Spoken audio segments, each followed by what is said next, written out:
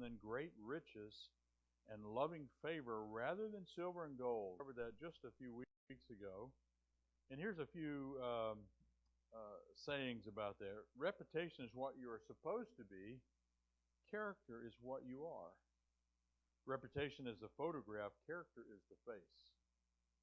Reputation is what you have when you come to a new community.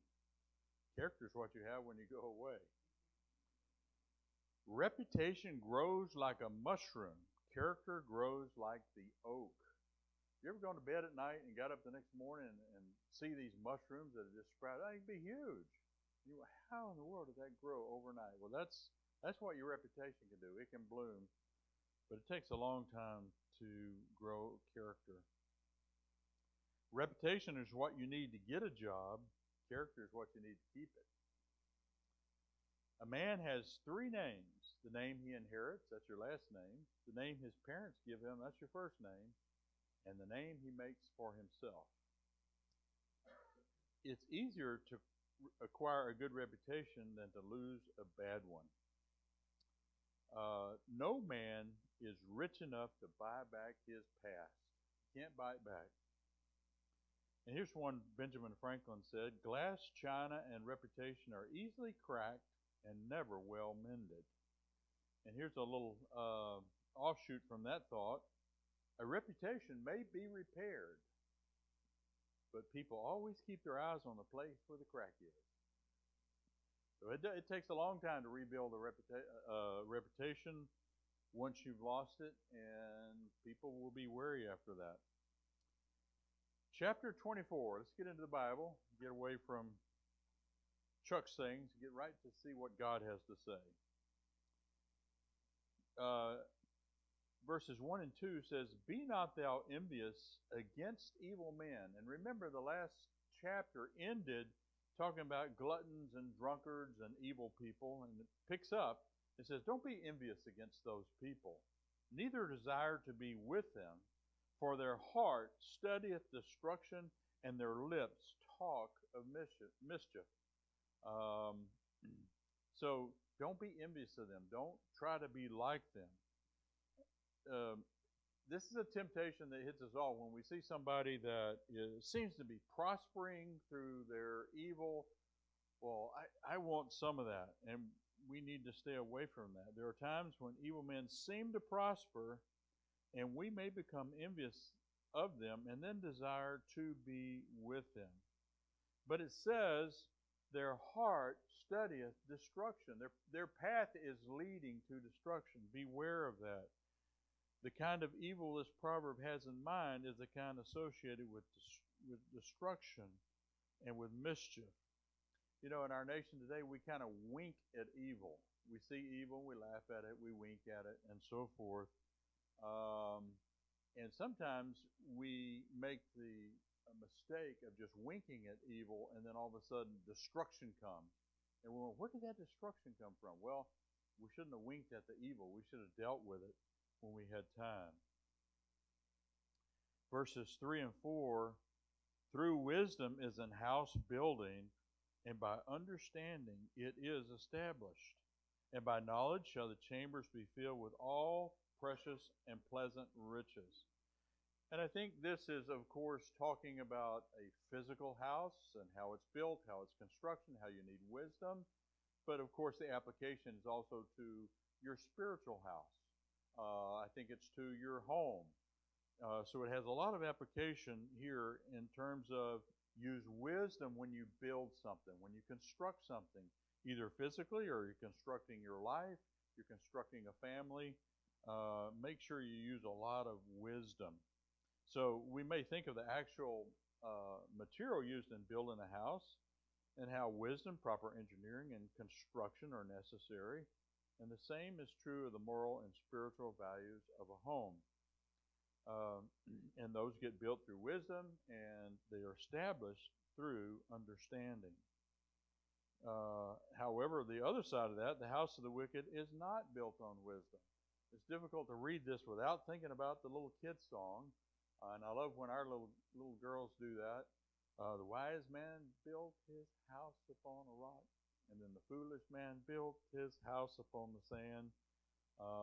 That's what this verse is talking about. And both of those verses are not so much talking about the physical building of a house, but building of your life spiritually. So the blessing of building a home with God's wisdom, God's understanding, and God's knowledge will bring precious and pleasant riches in the spiritual sense and often in the material sense as well. God's blessing is on the home that seeks and honors His wisdom. Dwayne Garrett said, "The precious jewels that fill the house are a harmonious, loving family and a sense of security and stability." And if you contrast that to many homes in our day, it's just the opposite. Many of our modern homes have insecurity. They have chaos. They have distance amongst the people. Often, when we go out to eat, we'll kind of look around at people. Sometimes you see a family of 4 or 5 sitting around. Everyone is on their phones and nobody's talking to each other. And it's like there's even though they're close at the table, there's a huge distance between those people. And we can get distance in our homes. We can get insecurity. We can have chaos. But we should strive for safety, peace, and love, and we'll accomplish that if we build a house through wisdom. Verse 5 and 6. A wise man is strong, yea, a man of knowledge increaseth strength. For by wise counsel thou shalt make thy war, and in multitude of counselors there is safety. So Solomon understood the strength of wisdom, and he knew that folly makes a person weak and vulnerable. Matthew Poole said, "A wise man is courageous and resolute and able to, by wisdom, to do greater things than others can accomplish by their own strength." And the strength of wisdom isn't solitary. It understands and relies upon the wisdom of others. It knows how to use wise counsel of others and the safety of a multitude of counselors. This is not the first time we've seen this theme of surrounding yourself with a multitude of counselors, reaching out to people that, hey, they might have wisdom in that area. Let me talk to them. I told you that many years ago, a pastor that we had said that, we ought to have a group of counselors, 3, 4, 5 people, that when we have a major decision in our life, we go to them and we talk to each one of them and say, what do you think about this? I'm about to make this decision. I'm thinking of moving. I'm thinking of buying a house. I'm thinking of changing jobs, big things like that, where he said you need a group of counselors to try to have, some diversity of thought, but certainly have people that are wise Christians that can give you good advice, because a group of people know a lot more than one person, and it's good to reach out and find others that can help you. Now, it gives the example here of going to war. And before you go to war, seek counsel before you go to war. Don't just go out and start a war.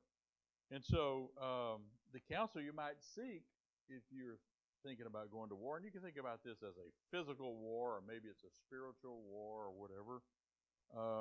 First of all, think about, is this a just cause? Is this something we ought to fight for? Make sure you've established that. Make sure you've got God with you. The Israelites, when God was with them, nobody could defeat them. But when they would go off on their own, they would get beat every time. So it's very important that you look at, before considering war here that it's talking about, and the reason you would seek counselors is to make sure that it's a just cause and God is with me. And another thing you should consider is, do I have enough resources? This could be men, weapons, ammo, money, allies. Do you have the right allies? One of the things that irritates me right now is the fact that we're not really standing by our ally Israel at this time, and we should be standing by them, not only from a spiritual standpoint, but just the fact that they're our ally, and that's what you do. You stand by them. We pretend to stand by them, but not really. Another thing you might seek counsel on if you were going to war would be the strategy. How should I go to war? We all know that in war you want to get the high ground, right? But seek counsel, get the right strategy before you go to war. Now, the thing about seeking counseling and having multiple counselors, everybody doesn't think alike, and you have to be willing to listen. Have you ever had somebody come up and say, "Hey, I really need your opinion on something," and they lay it out, and you give them your opinion, and they're like, "Well, I don't like that. I'm not going in that direction." Um, and I think that's one of the reasons why you get multiple people, right? Because you can weigh that and balance it. But you have to be willing to listen. If you're going to get somebody's input, you have to be willing to listen, and in some cases, change direction. If you reach out to 4 or 5 people and say, "Hey, I'm thinking about this major decision in my life. I'm thinking about doing this, but I want to get several people's input, and they're all giving you the same input and it's different than yours. Maybe you need to change directions." So you have to be willing to listen and willing to change directions for that wisdom to pay off. Verses 7 through 9, wisdom is too high for a fool. He openeth not his mouth in the gate. And we know that the gate was a place where they held court.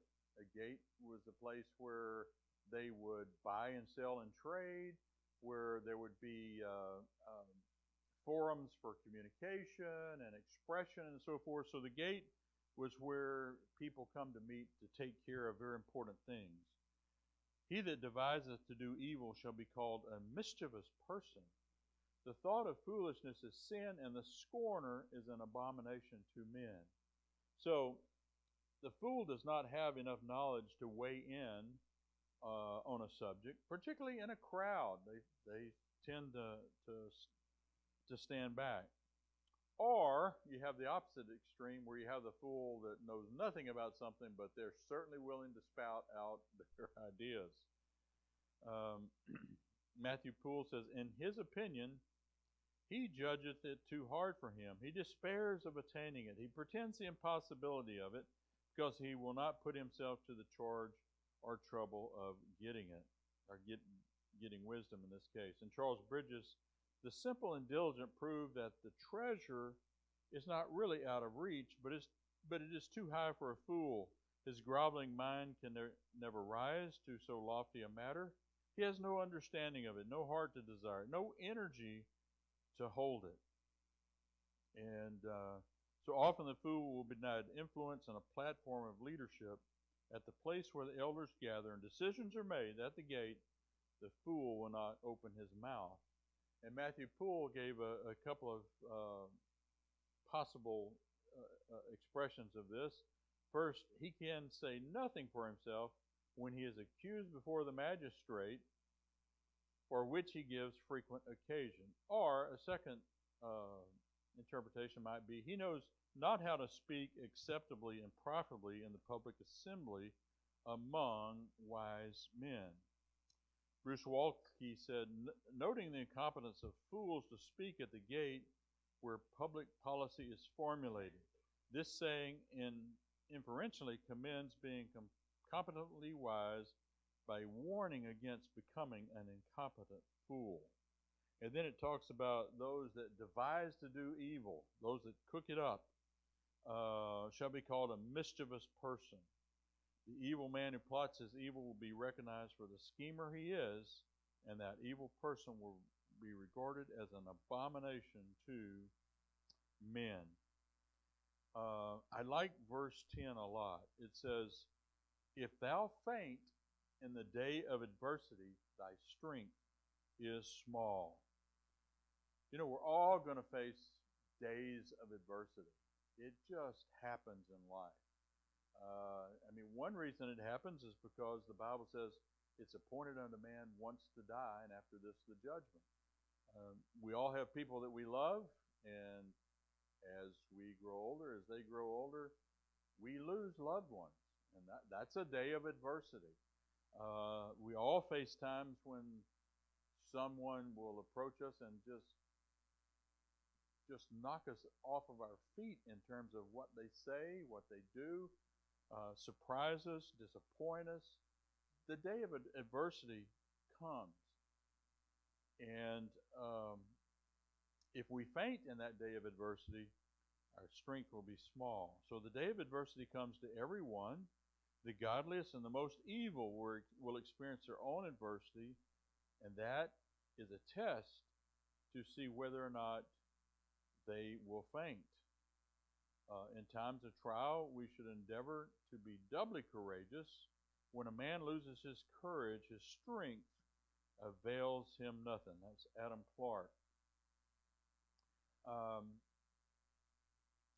we just had a huge day of adversity, if you will, with the pandemic, and we saw that that day of adversity revealed what people were made of. It didn't create that; it just revealed it. Remember all the different people that jumped in and took obscene power and control over people. Well, that just all that did was just reveal what was there. The day of adversity did not make your strength small. It revealed your strength to be small. There's a sense in which we should welcome the day of adversity as a revelation of our strength or our weakness. The Bible says that testing proves us and makes us stronger. I've always heard this analogy of the tea bag and putting a tea bag in hot water. When you do that, you're going to release what's in that tea bag. It's going to be the aroma, the color, the taste, all that gets released in the hot water. Now, the hot water did not make that tea. It just revealed what was in the bag. And that's what adversity does. When we face it, it will reveal what we're made of. And sometimes we find out, wow, I'm not as strong as I thought I was. I better do some things about that. And other times we observe people that go through adversity, and it actually blesses us in a way because we look at, wow, look at their strength. I can't believe they went through what they went through, and they're still serving God, and they're still praising God. I don't think I could have gone through that, So the day of adversity will reveal what's in us. Bridges had an encouraging word for the Christian who feels that their strength is small. Commit yourself daily to Him, for His supply of grace is sufficient for you. So go forward, weak and strong at the same time, weak in order to be strong, and strong in your weakness. You need to prepare for the adversity before it comes. When it gets here, there's no time to prepare. It's like, when the rain started and Noah closed the ark, well, it was over.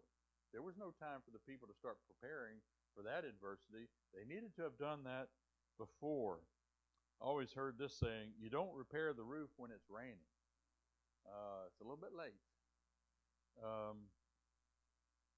I heard the joke about the guy that had that was under a street light, and he was looking and searching and looking and searching, and a guy came up and said, "What are you searching for?" He said, "I lost my watch." I said, "Oh, okay, I'll help you look for it." And they're looking around. He said, "Exactly where do you think you lost it?" He said, "Well, I think I lost it over there." "Well, why are you looking here?" "Because here's where I have the light." So you got to be looking in the right area. You got to prepare before. You can't manufacture your weapons after the war starts. How you handle diversity is in direct relationship to how well you are prepared. If life is going good today, and I hope it is for everybody, prepare now. Now's the time to prepare. Now's the time to ask, seek, and knock more in 24. Do those things now. Get prepared so that when adversity comes, you're ready for it. Verse 11 and 12. If thou forbear to deliver them that are drawn unto death, and those that are ready to be slain, if thou sayest, Behold, we knew it not, doth not he that pondereth the heart consider it, and he that keepeth thy soul, doth not he know it, and shall not he render to every man according to his works? So the idea here is of those who are on their way towards destruction. It talks about to deliver them that are drawn unto death. I know you've seen people before where you go, they're kind of in a death spiral. They're making really bad decisions. They're going down a road that's not going to end well. Well, this verse is saying you need to get out there and deliver them. You need to get out there and say, stop. Don't go down that path. And that's really what we're to do as Christians. Because if someone's not a Christian, they're going down a bad path. They're going on a road that leads to destruction. Now, it could be someone making a lot of decisions that you know is going to be destructive, or it could just be someone you know is lost, and you know what the end game is, and you know that that's going to lead to destruction. This verse says, get out there and say, stop, halt, let me deliver you from that. Then the verse 12 is talking something about the excuses. And in a sense, it's saying, am I my brother's keeper? I'm not my brother's keeper. Well, the Bible says, yes, we are our brother's keeper, and we need to help stop people that are on their way to destruction. Oh, you're a good man. I don't care what Glenn says. How come it was open, Brother Harry? No. Thank you.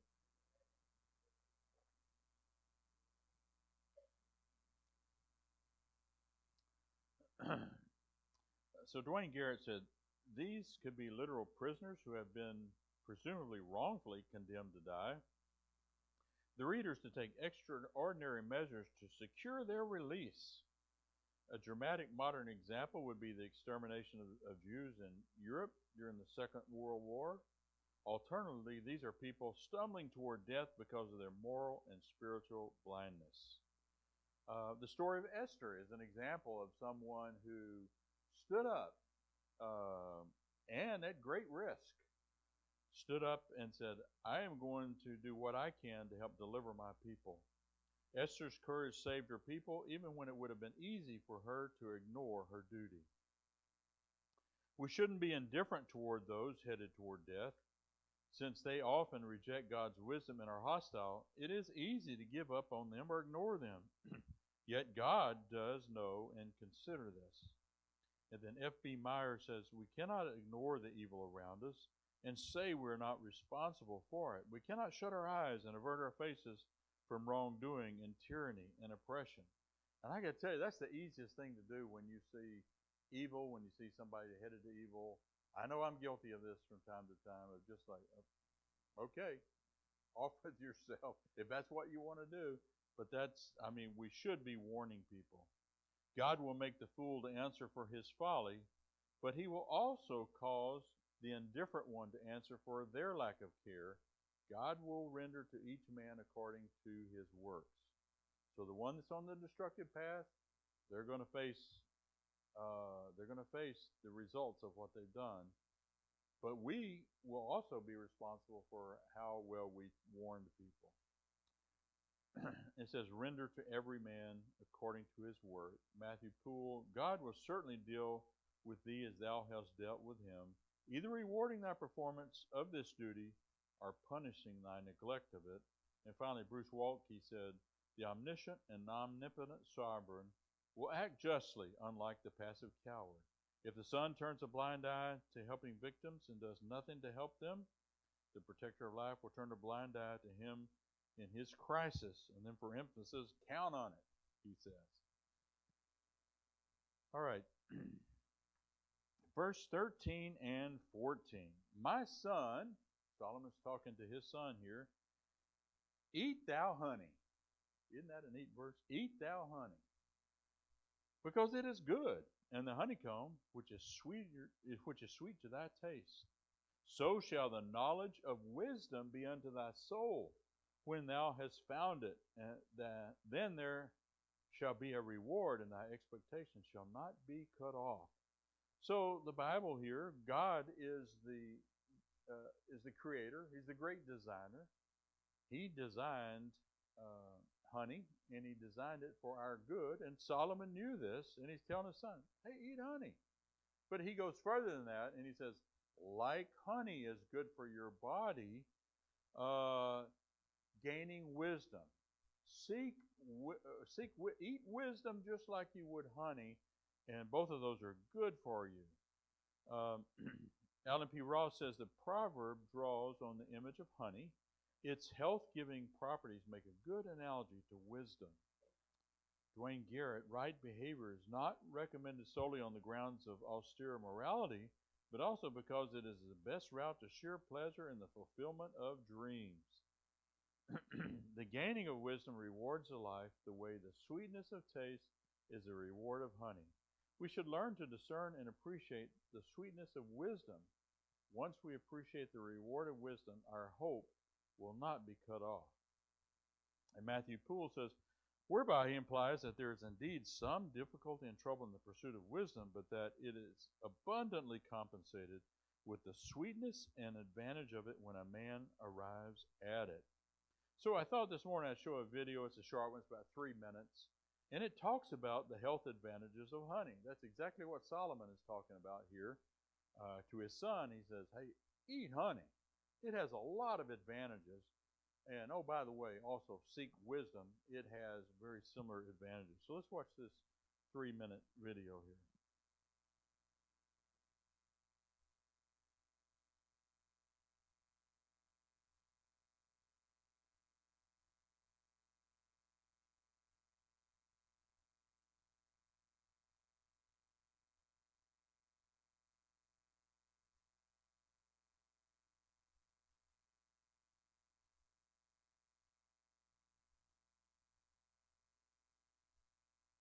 Introducing Cotton Patch's Texas Value Meals. Every day, always $9.99. Perfect.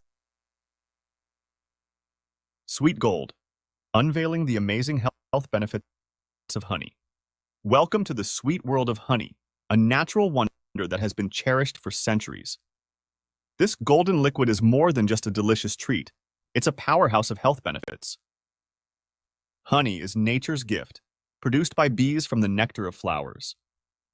Its unique taste and nutritional profile have made it a staple in many diets around the world. One of the most celebrated benefits of honey is its ability to soothe sore throats.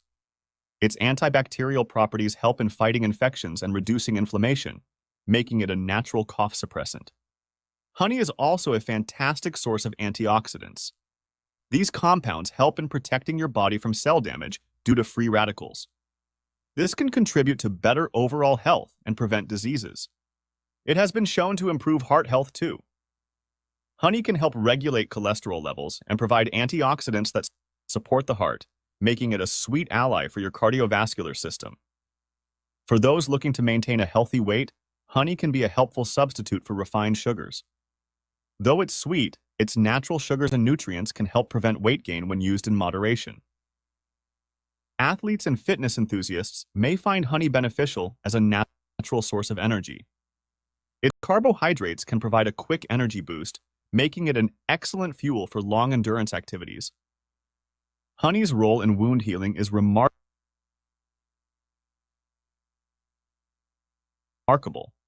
Its antibacterial and anti-inflammatory properties can promote healing, making it a natural remedy for cuts and burns when applied topically. Furthermore, honey can improve your digestive system. It's known to possess prebiotic properties, nourishing good bacteria in the gut, which is essential for digestion and overall health. For those suffering from allergies, particularly seasonal allergies, local honey can provide relief. Consuming honey from your area can help your body adapt to local allergens. Honey also plays a role in skincare. Its moisturizing and nourishing properties make it a popular ingredient in many natural skincare products, promoting a healthy, glowing complexion. Additionally, its soothing effect can significantly improve sleep quality. A little honey and warm milk before bed can help the body relax, promoting a restful night's sleep. Interestingly, honey has been linked to improved memory and cognitive functions. Its antioxidants can help in brain health, potentially reducing the risk of cognitive decline. Despite these amazing benefits, it's important to consume honey in moderation. Being rich in sugars, It should be used thoughtfully, especially by those with sugar-related health issues. In conclusion, honey is more than just a sweetener. Its numerous health benefits make it a valuable addition to a healthy lifestyle. Embrace the natural goodness of honey and let it sweeten your life healthfully. Thank you for watching. If you find this video valuable, please like, share, and subscribe Physiomedics. All right. Sorry about the free advertisement for Cotton Patch. So next week we'll give Schlotzsky's equal time. All right. I think we'll press on here with verse 15 and 16.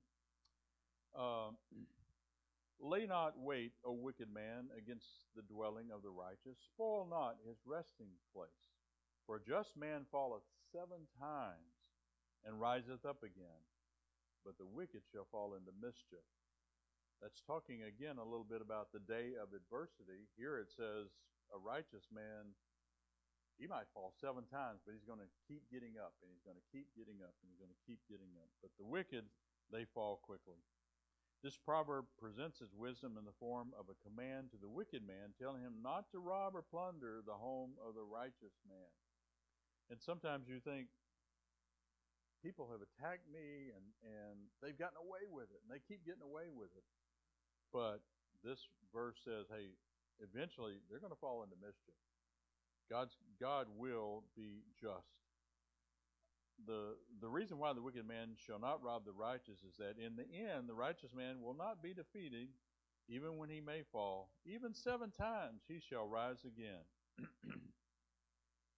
Adam Clark, though God permit the hand of violence sometimes to spoil his tent, temptations to sell his mind, and afflictions to press down his body, he constantly emerges, and every time he passes through the furnace, he comes out brighter and more refined. This should not only give warning to the wicked, but assurance to the righteous. The righteous can be confident of this very thing, that he who has begun a good work in you will complete it until the day of Jesus Christ. They can use that confidence to strengthen the resolve to never give up, even though they may fall 7 times. G. Campbell Morgan, the real power to stand up against life, to profit by its buffetings, to make capital out of its disadvantages, to collect tribute from its tribulations, is that of the righteous to conduct which results from walking in the ways of wisdom by yielding to the inspiration and authority of the fear of Jehovah. The wicked have different destiny than the righteous. God will protect and preserve his righteous ones, but the wicked shall fall and stay fallen. And then Alan P. Ross, conversely, the wicked will not survive. Without God, they have no power to rise from misfortune. The point is that ultimately the righteous will triumph, and those who oppose them will stumble over their evil. So hang in there. If you're having adversity, get back up. And it's all going to work out for good. 17 and 18. Rejoice not when thine enemy falleth, and let not thine heart be glad when he stumbleth, lest the Lord see it and it displease him, and he turn away his wrath from him. So we shouldn't rejoice when we see the wicked fall. There's a part of us that are like, okay, finally they got their just reward. But that shouldn't be something that makes us glad. We should be trying to warn them away from that, and it shouldn't make us glad. John Trapp said, Caesar wept when Pompey's head was presented to him and said, I'm going to butcher this, Victoriam volui non vindictum.